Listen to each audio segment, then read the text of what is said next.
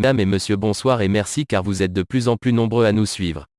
Voici le flash. La CEDEAO prend des sanctions au Mali, l'ONU promet de les desserrer. Mais avant de commencer, n'oubliez pas de vous abonner et d'activer la cloche de notification pour rester à la une de nos informations. On commence.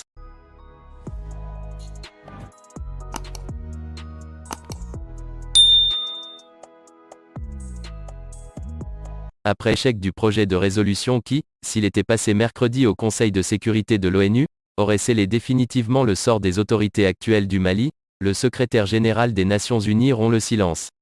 Jeudi, il a réclamé aux dirigeants maliens un délai raisonnable en vue de la tenue des élections dans ce pays. Il promet par ailleurs que si les dirigeants du Mali font preuve de bonne foi pour proposer un calendrier raisonnable, les sanctions seront progressivement levées. Ainsi donc, l'on est bien loin du ton belliqueux d'hier. L'on est visiblement dans une démarche de conciliation au regard de la détermination de Bamako à défendre crânement sa souveraineté et le droit de son peuple à la liberté. Cela dit, comment se fait-il que la CEDEAO prend des sanctions à l'encontre du Mali, invite les instances internationales à lui emboîter le pas, mais c'est en retour Antonio Guterres qui promet de les faire lever progressivement, après avoir offert une ligne médiane de conciliation? Voilà la preuve qu'une vraie ligue contre le Mali avait été effectivement ficelée dans des officines noires, avec pour CEDEAO, le réel fer de lance chargé évidemment de donner le ton à ce projet d'extinction programmée de l'identité Mali.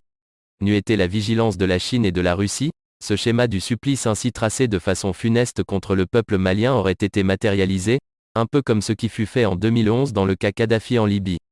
Ainsi donc, le Portugais Guterres propose aux autorités maliennes ce que les dirigeants de la CEDEAO auraient dû faire, lucidement, dès que les conclusions des Assises nationales de la refondation leur avaient été soumises par les autorités maliennes, en toute courtoisie et dans un esprit saisissant d'ouverture. En lieu et place d'une étude approfondie d'un tel chronogramme et d'une contre-proposition en retour, la CEDEAO est montée sur ses ergots, sauté tous les verrous et s'est enfermée, méchamment, dans des sanctions, avec cette inébranlable foi qu'elle serait aveuglément suivie par d'autres instances internationales. Ainsi, sans même transiter par l'UA qui, de toute évidence, n'aurait non plus validé cette démarche inhumaine, la France a fait atterrir le dossier malien sur la table du Conseil de sécurité.